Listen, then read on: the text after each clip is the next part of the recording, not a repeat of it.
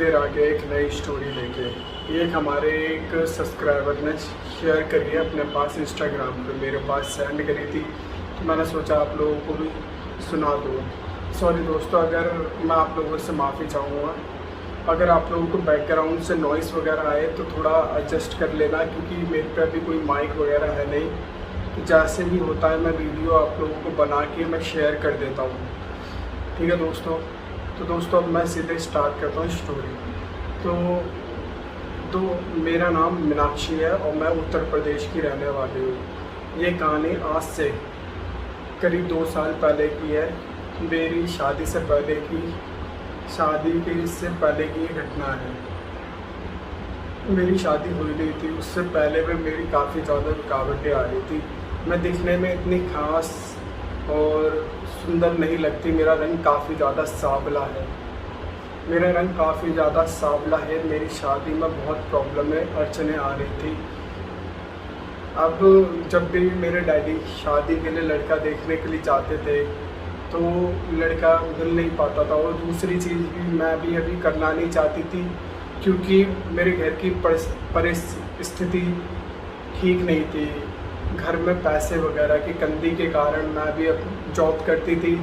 Financially हम लोग काफ़ी ज़्यादा डाउन थे।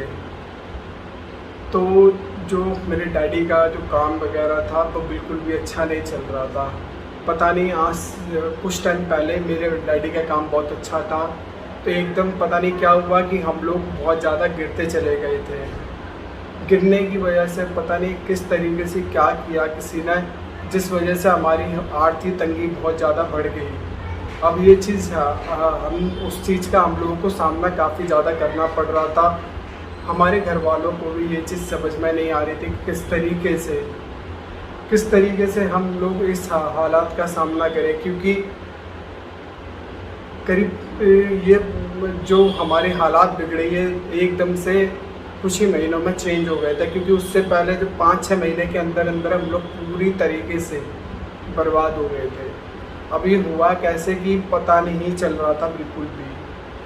बात ये थी कि जब मैं कॉलेज वगैरह में जाती थी तब बहुत अच्छा कारोबार वगैरह, घर की आर्थिक स्थिति बहुत अच्छी थी, पैसे खाने पीने की किसी चीज़ की कमी नहीं थी। लेकिन जैसे जैसे हमारा समय बीता, मतलब 1-1.5 साल के बाद जैसे मैं कॉलेज से पास आउट होने के बाद मैं लोगों की, कहते हैं ना कि जब आप अच्छा खाते हो दोस्तों, कोई अच्छा खाता है तो दूसरे को अच्छा नहीं लगता। अपने ही मतलब जो अपने ही रिश्तेदारों में से कोई होता है जिसको ये चीज़ अच्छी नहीं लगती, तो कोई अपने खाने से खुश सुखी हो ना हो, लेकिन दूसरे के खाने से बहुत ज़्यादा दुखी होता है। तो यही हालात काफ़ी ज़्यादा बन गए थे। पता नहीं हमारे जो दूर के रिश्तेदार जो थे, ठीक है, उनको वो चीज़ पता नहीं क्या अंदर ही अंदर ऊपरली से वो दिखावा करते थे बात कि अच्छे होने का काफ़ी ज़्यादा दिखावा करते थे। हम जो पहनते थे ओढ़ते थे उनमें देखने में तो वो उस टाइम नॉर्मल दिखाते थे, लेकिन उसी के बाद में हमें पता लगता था कि वो दूसरों से काफ़ी ज़्यादा बुराई कर रहे हैं हमारे बारे में, कि वो इस तरीके से कमा रहे हैं, 2 नंबर तरीके से कमा रहे हैं। वो उनकी जो कमाई है वो सारी की सारी ब्लैक मनी से आती है। कुछ भी उल्ट कि वो सारे उल्टे काम है, इस चक्कर में वो इतनी तेज़ी से बढ़ रहे हैं कि आपके कैरेक्टर को प्रॉपरली गिराने वाला काम कर रहे थे वो हमारे जो रिश्तेदार थे।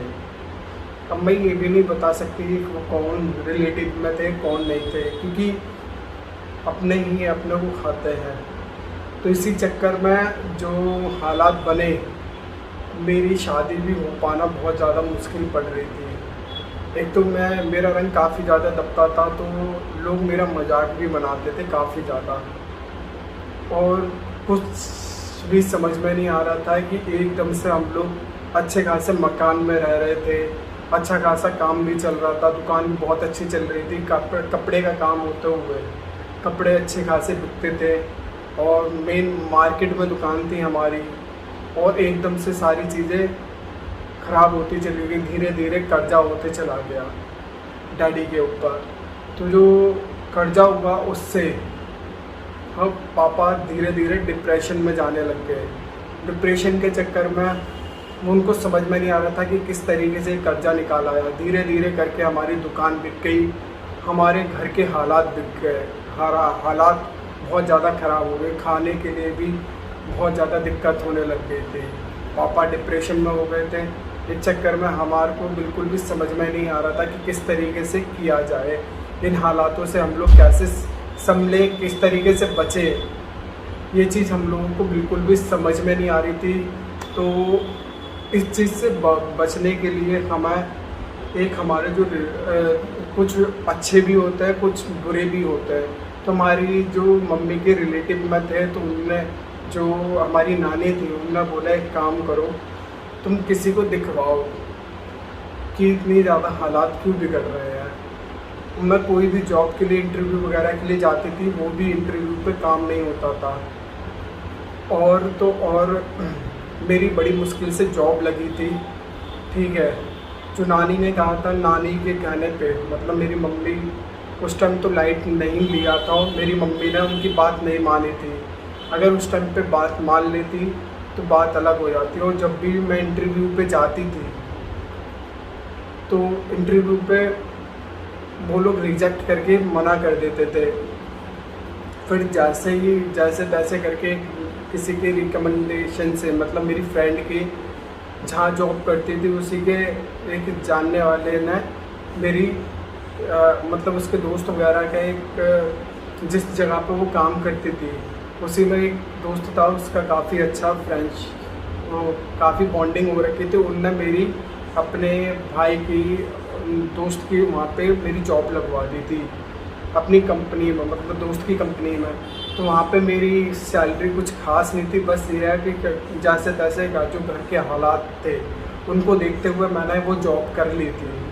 जिस तरीके से मेरी एजुकेशन वगैरह थी उस हिसाब से मेरे को जॉब नहीं मिल पा रही थी, क्योंकि लोग मेरे को मेरे फेस से जज करते थे। उस वजह से फेस के चक्कर में मेरे को अच्छी से जॉब नहीं मिल पा रही थी, बहुत ज़्यादा प्रॉब्लम होती थी। लेकिन मैंने कभी भी अपने आप को कम नहीं समझा।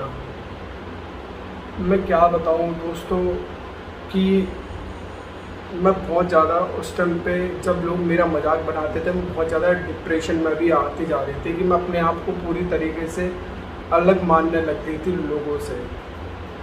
मैं डिप्रेशन में रहने भी लग गई थी, ऊपर से घर की तंगी देख के दिमाग भी टेंशन में रहता था। फिर एक दिन घर पे मेरी जॉब लग गई थी, मैं वहाँ पे काम वगैरह करने लग गई थी, ठीक है। थोड़ी बहुत जो सैलरी आ रही थी उससे घर के थोड़े बहुत खर्चे निकल जा रहे थे। एक दिन क्या हुआ कि हमारे घर पे एक पंडित जी आए थे, मांग रहे थे। अब कहा जा सकता है कि कोई भी किसी भी रूप में भगवान बन के आ जाता है। तो उन्हें जब घर को देखा, घर के अंदर गए, तो मेरी मम्मी ने सारी बात बताई। तब उनने पत्रिका वगैरह खोलकर जब उनको बताया कि ऐसे ऐसे कोई है और वो तुम्हारे घर को खाने में लगा पड़ा है, ठीक है। तो मेरी मम्मी ये चीज़ सुन के काफ़ी ज़्यादा शॉक हो गई थी। तब उनने बोला कि एक काम करो, तुम लोग बालाजी के आगे आराधना लगाओ।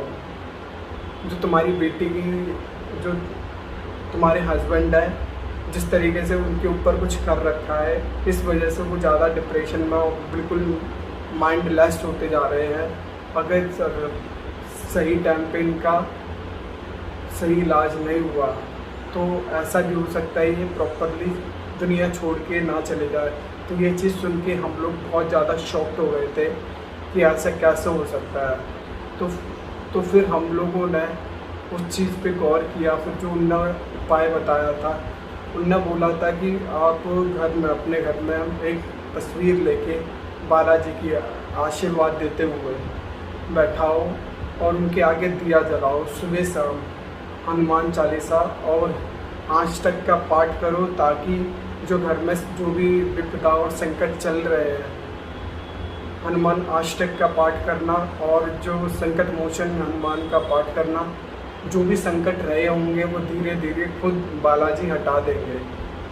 तो वही चीज़ हम लोगों ने करी, उनके नाम का दिया जलाया। उनने किस दिन तक ये चीज़ नियम वगैरह करने के लिए बोला था, उनने प्याज लहसुन वगैरह सब कुछ मना कर दिया था।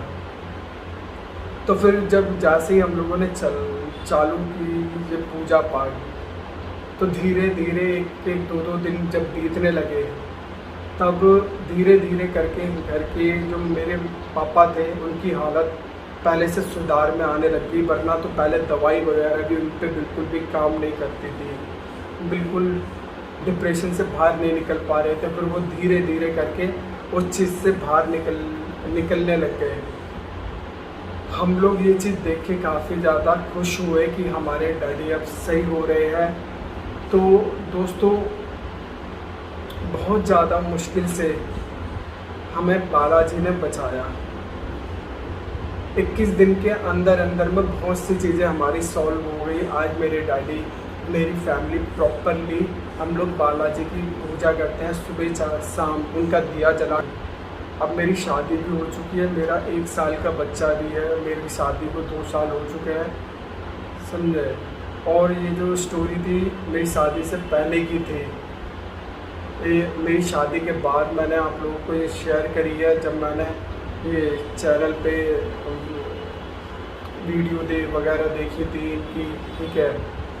और दोस्तों, मेरी इनसे बात हुई थी, तब मैंने इनको अपनी पूरी प्रॉपरली स्टोरी वगैरह शेयर करी थी इंस्टाग्राम पे। अगर आप लोगों के मन में जरा सी भक्ति भाव हो तो आप लोगों के सारे काम बिगड़ते बिगड़ते भी सुधर जाते हैं। तो दोस्तों, बालाजी इसी तरीके से पृथ्वी पर अभी भी जीवित है। वो बहुत जल्दी भक्तों की आराधना सुन लेते हैं।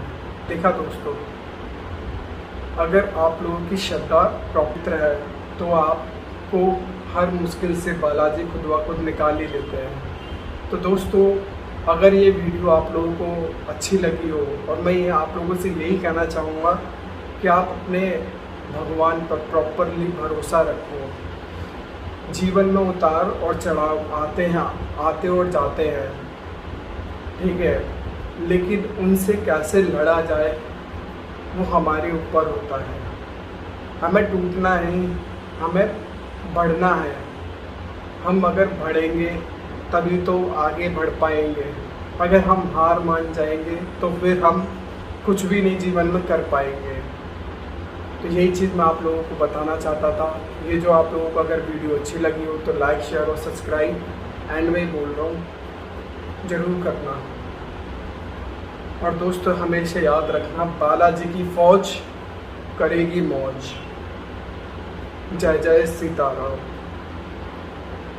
फिर मिलते हैं एक नई स्टोरी के साथ में। अगर आप लोगों के पास भी ऐसा कोई अनुभव वगैरह हो तो आप मेरे इंस्टाग्राम आईडी पे शेयर कर सकते हैं, और ये मैं नीचे दे दूँगा डिस्क्रिप्शन में, आपको मेरी आईडी मिल जाएगी। डालिए और सीधे मेरे पास डायरेक्ट फॉलो करके भेज दीजिए मैसेज के थ्रू। मैं देख लूँगा, तो देखने के बाद मैं आप लोगों से डायरेक्ट कांटेक्ट कर लूँगा। फिर मिलते हैं नेक्स्ट वीडियो में।